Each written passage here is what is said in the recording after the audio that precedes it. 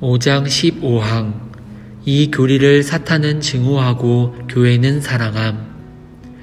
하나님께서는 이 참 신자와 성도의 견인과 그것의 확신 교리를 그분 이름의 영광과 경건한 영혼의 위로를 위하여 그분의 말씀 안에 지극히 풍성하게 계시하셨으며 신실한 자의 마음에 새기신다.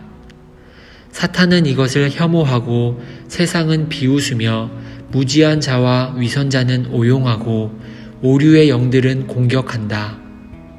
하지만 그리스도의 신부는 이 교리를 값을 매길 수 없는 보화로 늘 가장 달콤하게 사랑하고 꾸준하게 방어해왔다. 그리고 어떤 계략도 통하지 않고 어떤 힘도 이길 수 없는 하나님께서는 그리스도의 신부가 반드시 끝까지 계속 그렇게 행하도록 하실 것이다. 이제 이와 같으신 한 분 하나님, 성부, 성자, 성령께 존귀와 영광이 영원 무궁하도록 있을지어다. 아멘. 해설입니다. 신조는 우리가 모든 은혜의 방편을 사용해야 한다고 말합니다. 은혜의 방편 중 가장 중요한 것은 복음의 설교입니다. 우리는 신실하게 이 방편에 참여해야 합니다. 반드시 정기적으로 예배에 참석해야 하는데 의무감에서뿐 아니라 가난한 마음을 구하며 참석해야 합니다. 이런 마음의 틀과 마음의 기도로 교회에 간다면 놀라운 일들이 벌어질 것입니다. 또한 우리가 집에 돌아왔을 때도 우리는 설교자가 설교한 말씀을 묵상해야 합니다. 주일 오후는 설교를 묵상하기에 좋은 시간입니다. 주일 오후를 어떻게 보내고 있습니까? 이 시간은 필요한 것을 묵상하고 하나님에 대한 일들을 생각하고 성경을 읽거나 다른 좋은 책을 읽기에 좋습니다. 이렇게 함으로 우리는 유익을 얻을 것입니다. 왜냐하면 이것을 통해 죄인들의 마음에 믿음을 역사하시고 믿음을 강화시켜 주시기를 주님께서 자주 기뻐하시기 때문입니다. 믿음의 확신은 환상이나 들리는 소리로 오는 것이 아닙니다. 오히려 성령 하나님께서 적용하시는 하나님의 말씀을 읽는 것과 같은 평범해 보이는 방법으로 옵니다. 신조의 마지막 항인 15항에서 우리 선조들은 성도의 견인교리를 요약해 줍니다. 15항은 성도의 견인교리와 도르트 신조의 나머지 교리들 모두가 그 위에 서 있는 두 기둥을 언급합니다. 이 두 기둥은 첫째, 성경 안에서 증거하시는 성령 하나님의 증거, 둘째, 하나님의 백성의 마음 안에서 증거하시는 성령 하나님의 증거입니다. 이 두 기둥은 나뉠 수 없으며 결코 서로 충돌하지 않습니다. 성령 하나님께서 하나님의 백성의 마음 안에서 믿음을 역사하십니다. 성령 하나님께서는 절대로 성경에 있지 않은 것을 마음에 증거하지 않으십니다. 우리 선조들은 성령님께서 무엇보다 먼저 모든 것을 하나님의 말씀 안에서 자신들에게 계시하셨고 다음으로 동일한 성령 하나님께서 이 교리가 참되다는 것을 자신들의 마음 안에 증거하셨기 때문에 이 교리들을 믿었다고 말했습니다. 우리 선조들은 아무도 빼앗아 갈 수 없는 견고한 터 위에 서 있었습니다. 선조들은 하나님의 말씀의 견고한 터와 선조들의 마음 안에 역사하시는 성령 하나님의 증거 위에 굳게 섰습니다. 정통신앙을 따르는 선조들은 매우 강하게 확신했습니다. 하지만 선조들의 후예인 우리는 종종 선조들과 같은 확신을 하지 못합니다. 그래서 우리가 이리저리로 흔들리며 혼동하는 것입니다. 우리는 종종 개혁주의 신앙에 있어 방어적인 태도를 보입니다. 여러분 중 어떤 분들은 도르트 신조처럼 이단 알미니우스 주의자를 언급하는 것이 정말 필요한지 궁금해합니다. 하지만 도르트 총회에서 알미니우스 주의자들의 주장에 대응하는 것은 매우 중요한 사항이었습니다. 그 당시 논의했던 그 문제들은 오늘날에도 여전히 매우 중요한 문제입니다.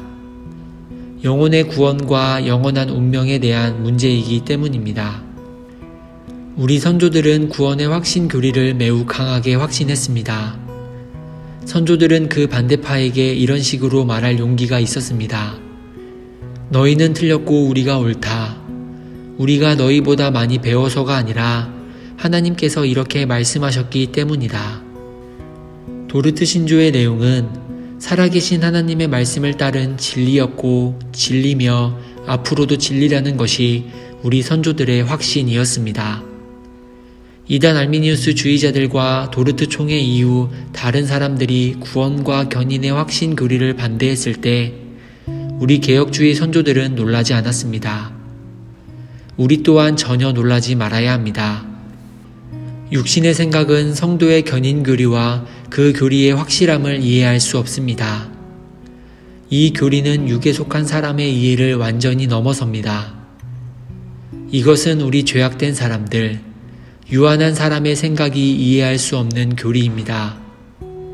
더욱이 이 교리는 육에 속한 사람이 적대감을 가지고 분개하는 교리입니다. 하지만 성령 하나님께서 가르쳐 주신 사람에게 이 교리는 크나큰 위로를 줍니다. 이 교리뿐 아니라 도르트 신조의 모든 교리가 그러합니다. 하나님의 백성은 도르트 신조의 교리들이 진리임을 압니다. 하나님의 백성은 이 교리들, 무조건적 선택, 제한 속죄 또는 한정된 속죄의 교리, 불가항력적 은혜, 인간의 전적 타락, 성도의 견인 교리의 능력을 자신의 삶에서 경험했기 때문입니다. 이것들은 하나님의 백성에게 개인적, 체험적으로도 익숙한 교리들입니다. 우리 시대에도 이 교리들에 대한 반대가 많이 있습니다. 아마 어느 때보다도 많을 것입니다. 일반적으로 우리의 신앙 고백들, 특히나 도르트 신조를 없애버리려는 시도가 많이 있었습니다. 이 시도들은 우리의 구원사역에서 하나님께 영광 돌리기를 거부하는 육에 속한 사람이 가진 육신의 생각에서 나옵니다. 하지만 이 교리들을 없애버리려는 시도들 뒤에 있는 진짜 동기는 사람이 자신의 구원에서 조금이라도 자신에게 공을 돌리고 싶어하는 마음입니다.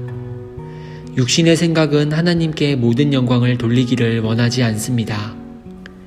오늘날 이 신조에 대한 강한 반대는 1618년과 1619년의 반대와 여전히 똑같습니다. 이 강한 반대는 세 가지 기본적인 것들을 향합니다.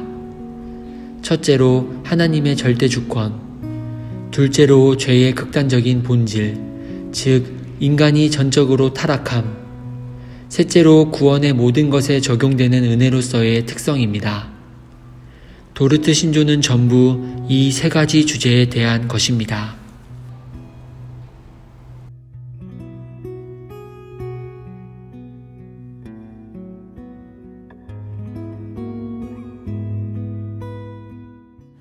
너희 만민들아 손바닥을 치고 즐거운 소리로 하나님께 외칠지어다. 지존하신 여호와는 어미하시고 온 땅에 큰 임금이